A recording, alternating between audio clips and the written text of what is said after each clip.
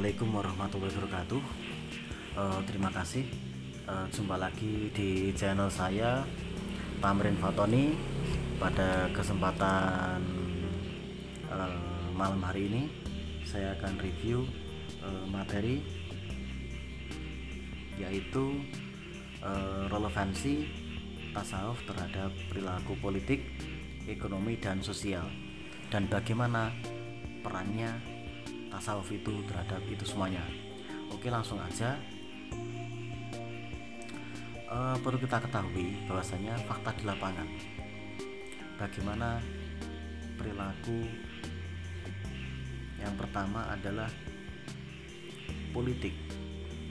Bagaimana di media sosial sering kita dengarkan, sering kita tonton, bagaimana para pelaku politik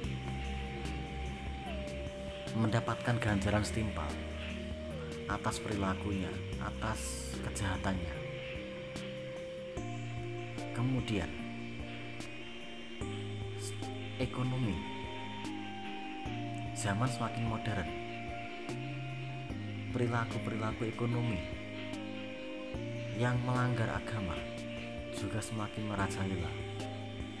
Perkara-perkara yang subhat, yang masih dipertanyakan, ini juga menjadi hal yang biasa sekarang ini. Dan terakhir, sosial. Perlu kita ketahui, di era sekarang ini sosial masyarakat semakin berkurang. Dengan adanya kecanggihan teknologi, dengan adanya kegiatan sosial, dengan adanya berbagai macam dilema yang mengakibatkan sosialitas antara individu dengan individu yang lain semakin menurun. Oke, itu mungkin gambaran awal sekelumit problem-problem, yaitu politik, ekonomi, dan sosial, dan bagaimana perannya tasawuf dalam menyikapi ini. Yang pertama, bila ditelaah dari kehidupan Rasulullah, bahwasanya Rasulullah ini hidup jauh dari kemewahan, yang artinya Rasulullah hidup dengan konsep kesederhanaan. Sebagaimana disampaikan oleh Husain Haikal, bahwasanya kami adalah kaum yang tidak makan kecuali apabila lapar, dan apabila makan tidak kenyang. Ini contoh suri tauladan beliau. Terus bagaimana kondisi sekarang? Semuanya serba kenyang, ya dipol-polkan. Kemudian misalkan lapar juga tidak ada, gitu ya. Oke, kita kaji dahulu tasawuf. Tasawuf adalah, mungkin orang mengatakan yang dinamakan tasawuf adalah perkara-perkara nyufi. Misalkan ada lagi mengatakan yang dinamakan tasawuf adalah orang yang menghindari perkara duniawi. Ada lagi yang mengatakan tasawuf adalah orang yang pakaiannya seadanya, gitu ya. Oke, padahal tasawuf sendiri berbagai macam. Ada beberapa teori yang mengatakan tasawuf ini diantaranya adalah manusia yang mendekatkan diri kepada Allah dan mengesampingkan perkara-perkara dunia. Oke, sebagaimana surah Al-Ahzab ayat 21, sesungguhnya telah ada pada diri Rasulullah ini sebagai suri tauladan yang baik bagimu, yaitu orang yang mengharap rahmatnya Allah di hari kiamat, dan dia banyak menyebut Allah.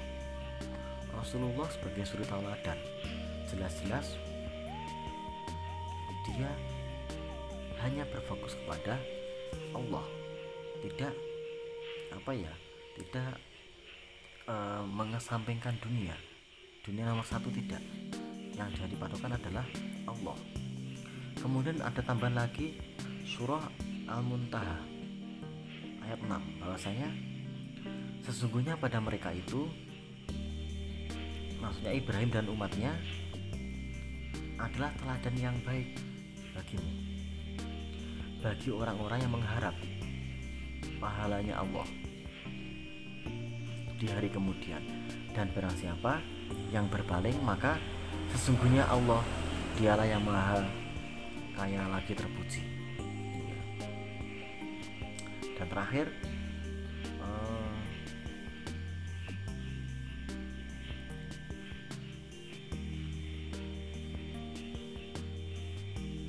dan sesungguhnya Al-Qalam ayat 4 ya. Dan sesungguhnya kamu benar-benar berbudi pekerti yang agung. Jadi orang yang dikatakan tasawuf atau dikatakan pelakunya adalah, atau manusianya adalah sufi. Dia adalah orang yang memiliki budi pekerti. Karena apa? Akhlak adalah cerminan dari apa itu? Akhlak merupakan cerminan dari iman. Pendekatan sufistik adalah iman seseorang dikatakan sempurna jika disertai dengan ibadah. Jadi tanpa ibadah imannya juga kurang sempurna. Kemudian amal saleh, dan terakhir akhlak mulia. Jadi tanpa adanya ketiga poin ini, makanya iman seseorang dikatakan kurang sempurna. Oke, yang pertama kita kaji dulu dari aspek politik. Kita sadari, kita ketahui bahwasanya manusia sekarang, para pemegang politik mulai tingkat bawah hingga atas, mereka semuanya mengalami kehampaan agama, kehampaan spiritual, kehampaan iman. Dan mereka memfokuskan diri, yaitu mencintai dunia. Akibatnya, ketika dunia nomor satu, agama nomor dua, jadi itulah akibatnya pelaku-pelaku kejahatan menjadi merajalela. Solusinya, bagaimana kita sebagai umat muslim berpolitik dengan pendekatan sufisme, yaitu tidak hanya sekedar mendudukkan partai politik dengan komposisi anggota yang memeluk agama Islam, tapi harus dilihat dari kualitas individu dalam membentuk perpolitikan yang sehat. Jadi poin utamanya adalah jangan hanya mengedepankan golongan, ras, etnis dan lain sebagainya, tapi yang paling penting adalah bagaimana para pelaku-pelaku politik itu mengedepankan kualitas, mengedepankan berpolitik yang sehat. Apakah bisa? Bisa, itu pasti bisa. Berpolitik yang sehat seperti apa? Ya. Bentar.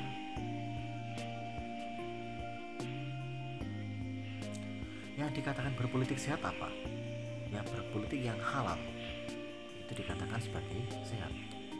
Kemudian aspek ekonomi, bagaimana solusinya tasawuf dalam memerangi pelaku-pelaku ekonomi, yaitu dengan cara penghalalan berbagai macam cara perdagangan yang tidak benar. Ini solusinya adalah dengan cara berbisnis. Bisnis yang bagaimana? Pertama adalah baik. Bisnis kalau baik tentunya juga baik ya. Cara setelah baik, berbisnis yang halal, berbisnis yang menyenangkan orang lain. Jangan berbisnis atas kemenangan pribadi, tapi atas kemenangan bersama. Tidak kesukaan pribadi, tapi atas kesukaan bersama. Oke. Terakhir, sosial. Dijelaskan di sini problem masyarakat ya, yang semakin individu, tadi sudah dijelaskan di awal tadi, dan tidak peduli terhadap sesama. Bagaimana solusinya? Abu Hasan berkata bahwasanya persahabatan adalah lebih baik daripada menyendiri. Persahabatan terdapat ridho dari Allah Subhanahu wa Ta'ala. Luar biasa kan? Orang yang mencintai sahabatnya, menjalin silaturahmi, maka dia juga akan dicintai oleh Allah. Kemudian Alwi Shihab menyatakan, tasawuf adalah faktor terpenting bagi tersebarnya Islam secara luas di Asia Tenggara. Karena kebetulan ini bukunya terkait Asia Tenggara. Jadi tasawuf ini sangat penting sekali menyebarkan agama. Dengan silaturahmi ini agama juga semakin tersebar. Kemudian Amin Abdullah menambahkan dua pola pengamatan tasawuf di Indonesia, yaitu tasawuf yang berorientasi pada kepuasan subjektif, yaitu diamalkan pada kalangan thariqat dan sebagainya, dan kedua pola tasawuf yang berorientasi pada kepuasan amal sosial. Yang kedua ini yang penting, bagaimana para tasawuf ini bagi sosial terus nyambung. Oke, terima kasih. Cukup sekian review dari saya. Ada kurang dan lebihnya mohon maaf. Akhirul kalam. Wallahul muwaffiq ila aqwamit thoriq.